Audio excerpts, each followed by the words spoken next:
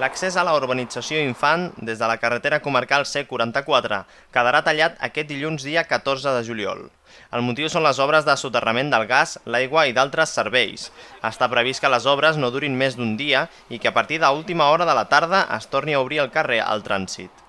Es tracta dels últims treballs que s'estan duent a terme a la urbanització Infant.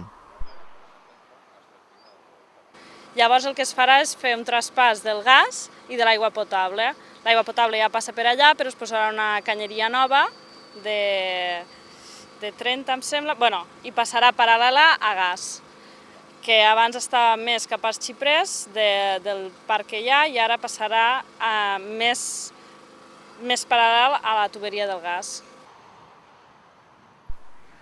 Aquest dilluns, mentre aquest accés estigui tallat, els veïns hauran d'accedir a la urbanització pel carrer Gregal, situat al costat de la rotonda que hi ha a la C44 en direcció a Vandellós.